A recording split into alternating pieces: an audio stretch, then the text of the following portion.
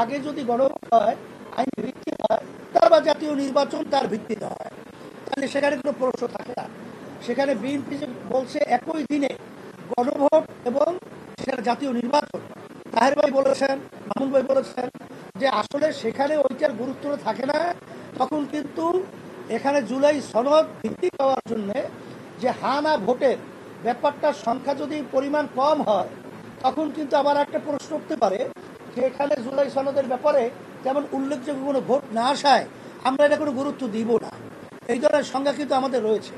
এখানে এনসিপি সহ অন্যান্য আদার যে দল রয়েছে, আমরা সবাই তো জুলাই সনদে, বিএনপি সহ আমরা সবাই তো মাঠে ছিলাম যে আমাদের দেশ সুন্দর গড়ার ব্যাপারে। তারা কেন এই ব্যাপারটাকে গড়িমসি করছে, এটা কিন্তু আমাদের বুঝে আসেও না, এটা আমাদের বুঝে ধরেও না।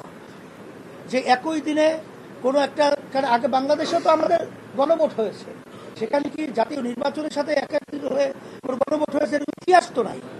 এখন আপনারা যে বলছেন যে আপনাদের রাজনৈতিক দলের ভিতরে অনৈক্যের কারণে জাতি হতাশ এবং সবাই হতাশ, বাস্তবতা তো তাই। আজকে যে অন্তর্বর্তীকালীন সরকারের প্রধান যে বক্তব্য রেখেছেন, তিনি যে বলেছেন যে আপনার রাজনৈতিক দলরা বসে এক সপ্তাহের মধ্যে আপনারা সিদ্ধান্ত নেবেন।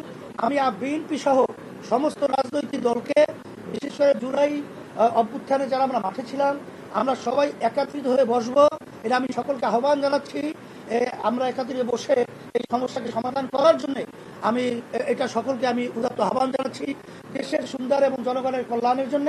এটা আপনাদের সাংবাদিক ভাই বন্ধুদেরকেও বলবো, আপনাদের সহযোগিতা আমরা কামনা করছি। কিন্তু আমরা এই রক্ত এবং এই মায়ের কোল হারা সন্তানগুলো এবং রক্ত হারানো, পঙ্গু হওয়া, এইটা আমরা বৃথা হতে দেবো না। এবং জুলাই সনদকে আমাদের আইনি ভিত্তি, এটা আমাদের নিশ্চিত হতে হবে। তারপরে আমাদের নির্বাচন বলেন, যাই বলেন, এটা আমাদের জন্য কোনো ফ্যাক্ট না।